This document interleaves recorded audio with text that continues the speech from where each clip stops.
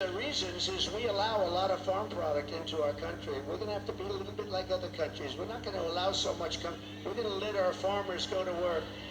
And I don't know if you remember, I love the farmers because, you know, I had many meetings as president. I had this gorgeous room with this beautiful table that seats about 35 people. And I was with the farmers. Usually everybody wants something. They all want subsidy. But I was with the farmers. And I think you might have been there actually, Sarah. I said, look, fellas, we're going to get you such a beautiful subsidy, meaning I'm going to do things. And one of the people raises it, sir, honestly, we don't want a subsidy. It's the first time this ever happened to me. Everyone wants, they want money, they want to build windmills. We want money with these windmills. Anyway, but you know what? It was amazing. He said, almost tears in his eyes, they were getting decimated. We don't want a subsidy. We just want to play, a fair, level playing field. And I said, nobody's ever said that. And I have many industries and many groups of people from different things, they do all different things. It's probably the most dramatic I've ever seen. He didn't want anything. All he wanted was to be able to compete fairly. And the problem we have is other countries, they treat us very badly in that way also. They really are. And sometimes the worst countries are our so-called allies. I say so-called because in many ways they're not allies at all.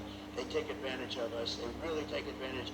But we're going to do with the farmers. We're going to do what we have to do with the farmers. We're going to put our farmers. And do you remember the expression? When I was negotiating with China, China said, well, we're not going to deal with this because they never had anybody negotiate. They did whatever they want. They just took us for a bunch of suckers. But I told the farmers, it's going to be, they're very good negotiators. You're going to suffer for 6 months and then they're going to fold.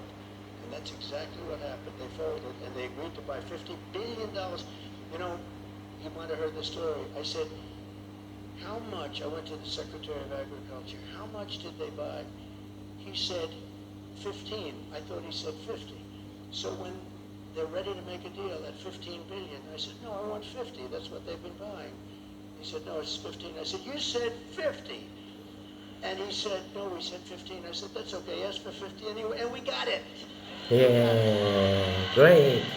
And they buy a lot of our product. But so it's just a great interest rates, energy, and common sense. A lot of it's common sense. Everything. I like to say, we're the party of common sense. We want to have a strong border. How about that? We want a strong, all of a sudden, they've changed. They didn't want any border. They said walls don't work. Two things work. What are the two things? Wheels and walls. If I do, there's a gorgeous computer down here. In about 2 weeks, it's going to be obsolete. A friend of mine is in that business. He hates it. He said, we come up with a new model, and it's the greatest. About 3.5 weeks later, the damn thing's totally obsolete. The only thing that never gets obsolete is a wall and a wheel. And the wall is what we're talking about now. And we built hundreds of miles of wall. We then added more than I ever said I was going to do. And then we had that bad election result, that disgusting result. And they never put it up. You know what they did with it? They sold it for 5 cents. And it was expensive wall. It was exactly what the Border Patrol wanted, with the anti-climb plate on top, which I always hated because I didn't like the look of it. But they demonstrated it. We had mountain climbers and a couple of drug climbers too. These guys are amazing. They put 100 pounds of drugs on the back and they go up the wall like it's nothing. But they couldn't get over the plate. So all of a sudden I said, okay, I'll put the plate on. I didn't like it. I liked it better without the plate, but it didn't work quite as well. So this is what we did. We had it. We had the best. We had a thing called Remain in Mexico. You don't have to be a genius to know. Remain in Mexico is a very good thing. And you think that was easy to get.